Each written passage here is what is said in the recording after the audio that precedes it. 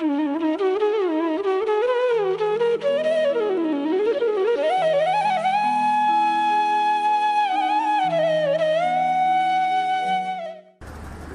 माता की। इस दुनिया में ऐसी कोई पूजा नहीं है जो इससे बड़ा शक्ति रखता हो।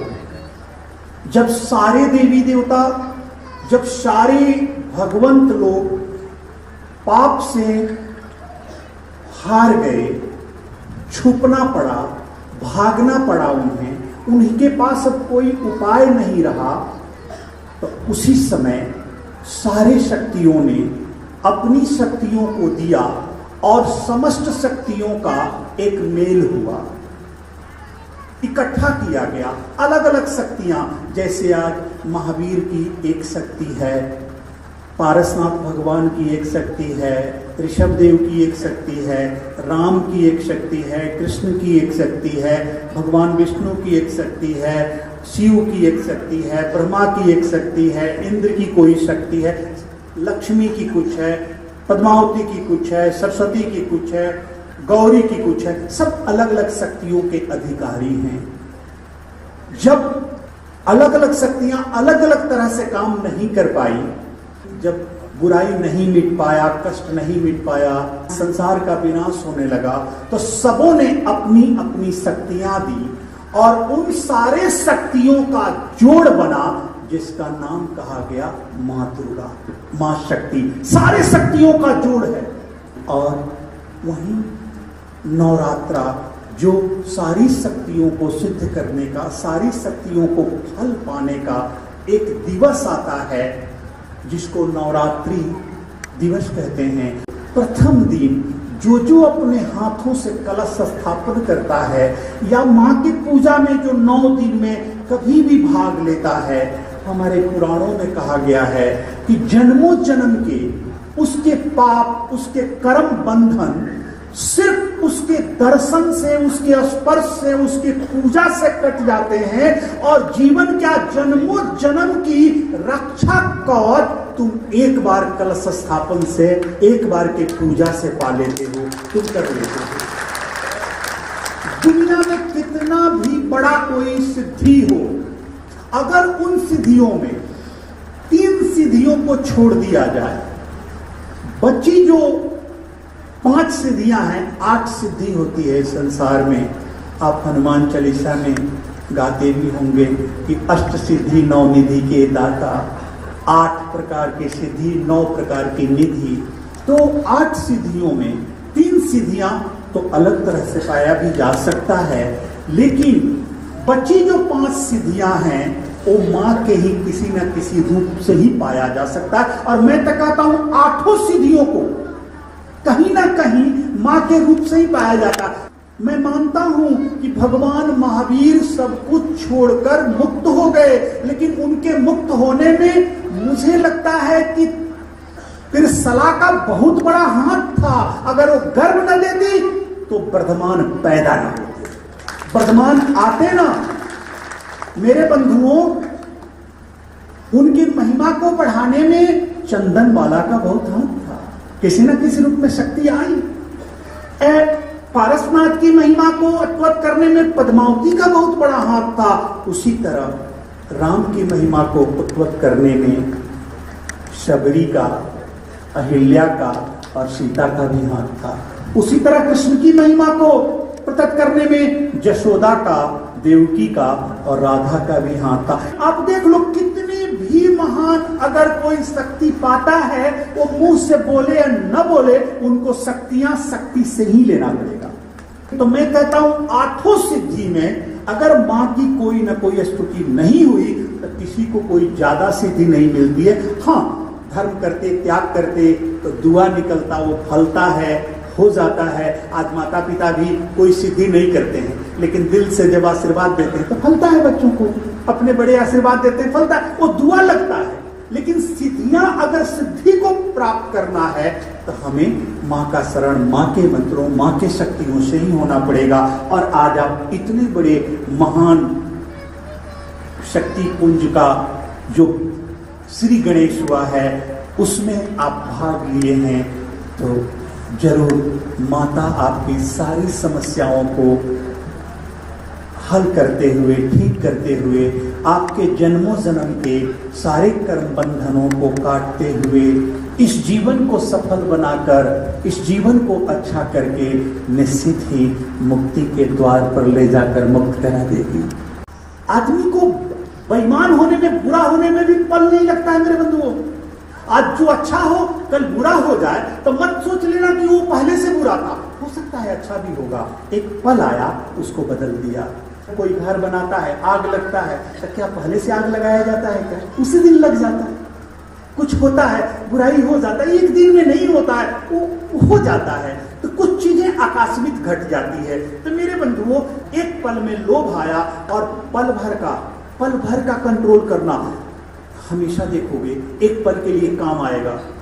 मन बड़ा चंचल है, मन में काम भावना आ गया, अपनी बुद्धि का कंट्रोल कर लेना। लेकिन बुद्धि 5 ज्ञान इंद्रियों से बनी है और जो हमारा मन है वो 5 कर्म इंद्रियों से बना है। कर्म इंद्रियों पर बस नहीं है, कंट्रोल नहीं होता है, वो बहुत तेज होती है, वो अंधी होती है, जिधर चाहेगी उधर ही बह जाए। ज्ञान इंद्रियों में ही आंख होता है, इसलिए कि सारी ज्ञान इंद्रियां हमारे शिवलोक में है, ब्रह्मलोक में है, जो अरिहंत का लोक है, अरिहंत का लोक है, ये सिद्ध का लोक है, और ये उद्धवत का लोक है, जो देवों का लोक है। तो मेरे बंधुओं, कर्म इंद्रियां बहुत तेज होती है, वो कहीं भी घुसा देगी, कहीं भी कुछ कर लेगी।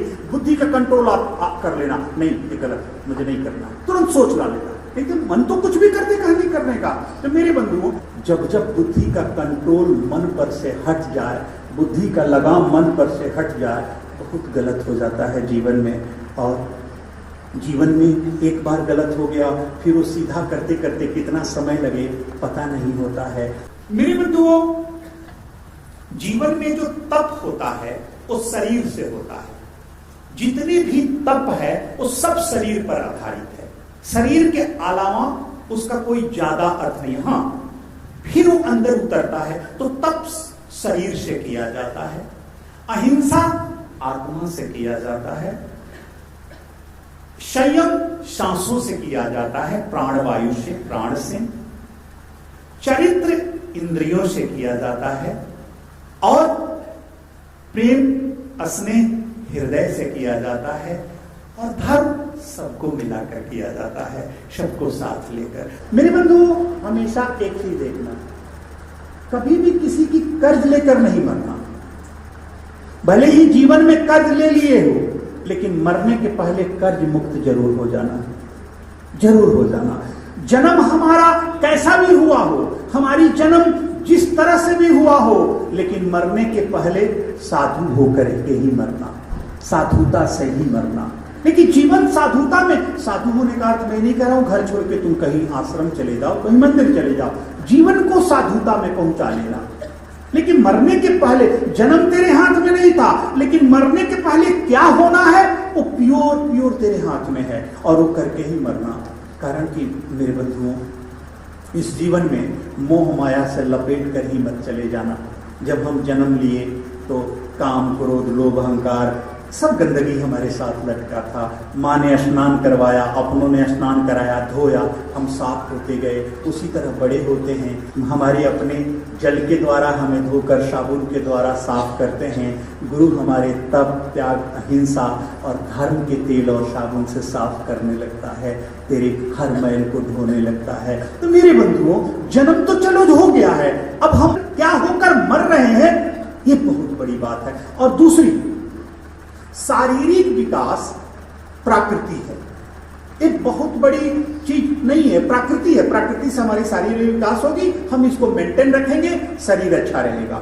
हम इसको ध्यान नहीं देंगे, मेंटेन नहीं रखेंगे, शरीर खराब हो जाएगा, बीमार हो जाएंगे। शारीरिक विकास बहुत बड़ी विकास नहीं है, वो तो प्रकृति है, होगा ही। तुम कुछ भी नहीं करो तो जो शरीर की विकास होनी है वो होगा। मेरे बंधुओं, उसको सही रख लेना हमारी अपनी कर्म है। हाँ, सबसे बड़ी जो विकास होती है वो आत्मीय विकास, आत्मा की विकास सबसे बड़ी विकास है कि तेरी आत्मा, तेरी चैतन्य कितना विकसित हुआ है। और ये आत्मा की विकास ही पिता बनाता है, माँ बनाता है, दादा बनाता है, दादी बनाता है, सास बनाता है, बहू बनाता है। सब ये आत्मा का विकास ही। अगर तेरी आत्मा की विकास अच्छी नहीं हुई, तुम अच्छी मां नहीं बन सकती हो। तुम आज भी वही सही रहेगी जैसे छोटी थी। आत्मा की विकास बहुत अच्छी नहीं हुई तो अच्छे दादा नहीं बन सकते हो, आज भी वही रह जाओगे, तुम पोते ही रह जाओगे।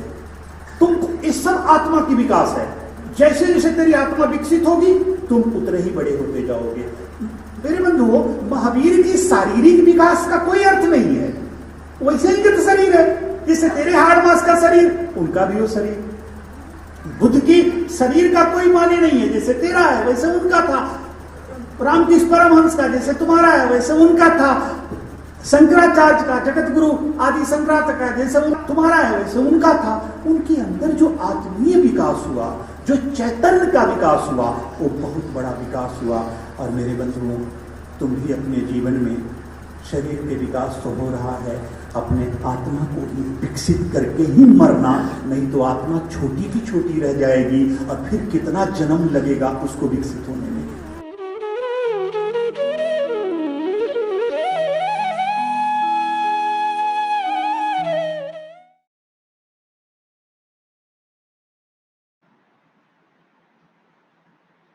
जय गुरुदेव।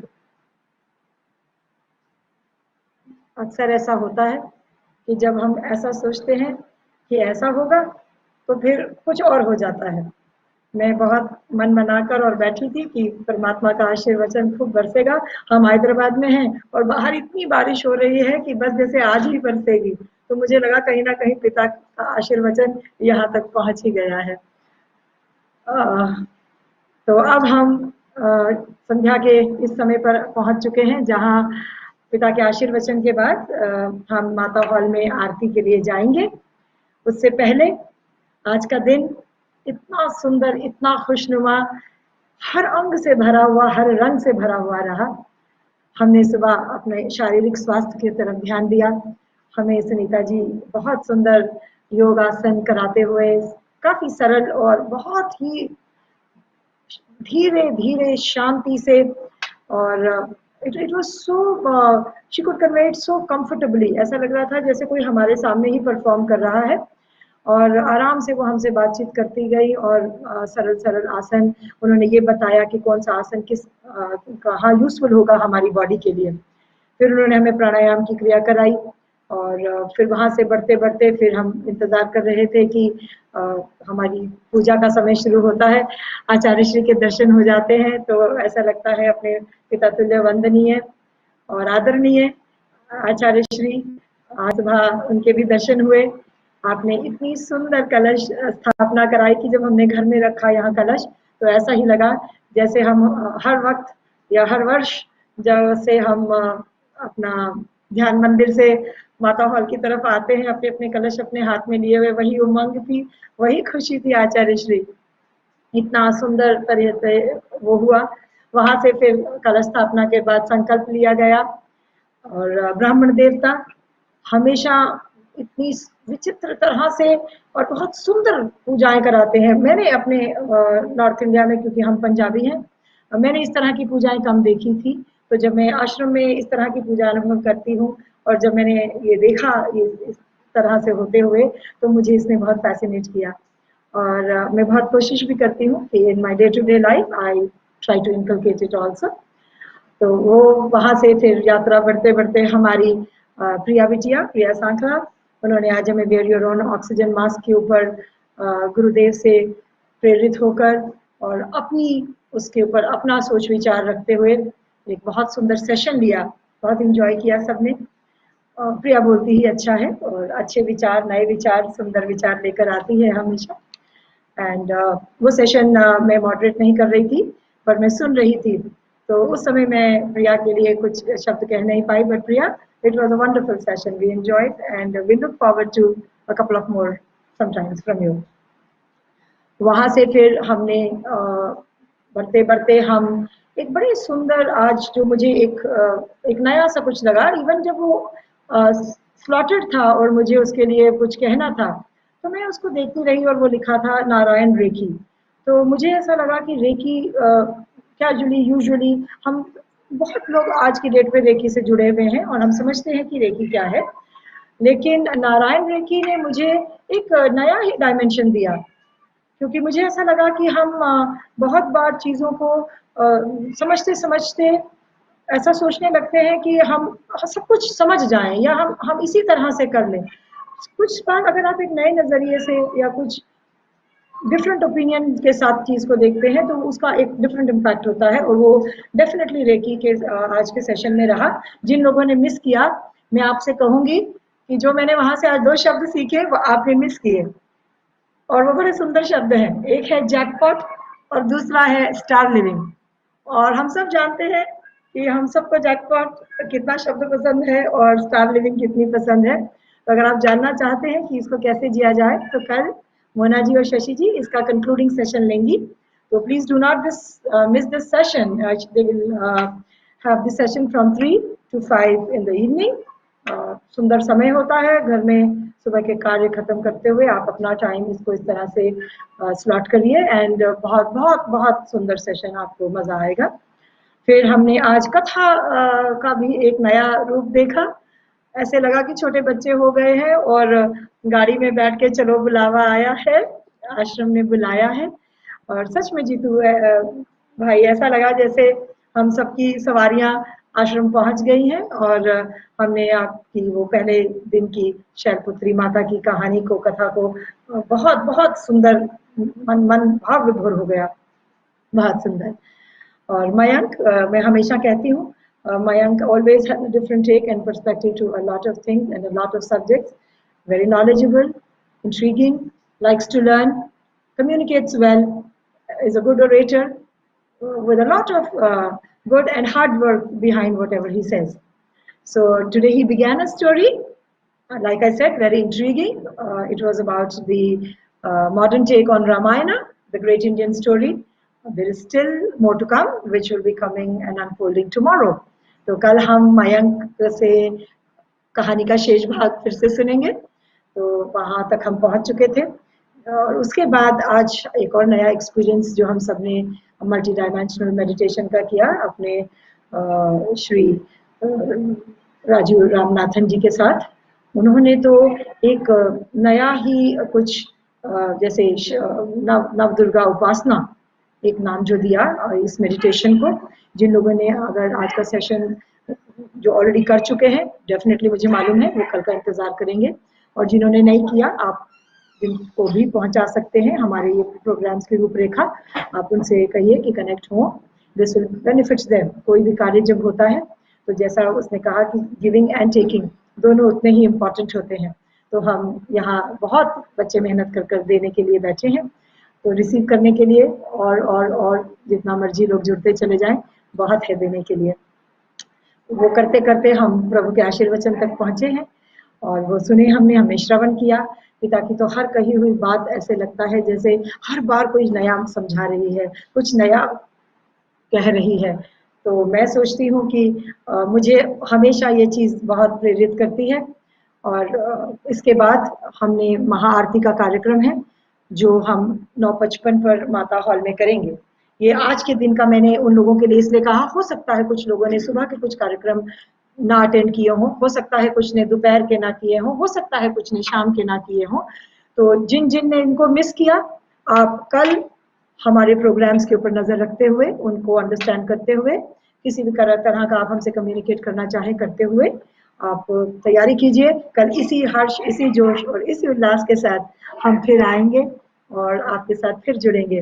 अब लगभग महाआरती का समय हो रहा है, तो मुझे लगता है कि हमें माता हॉल से बुलावा आने ही वाला होगा, तो हम उसके लिए चल पड़ते।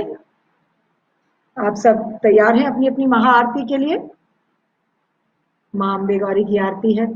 मैं तहे दिल से आप सबके लिए मंगल कामना हम करते हैं।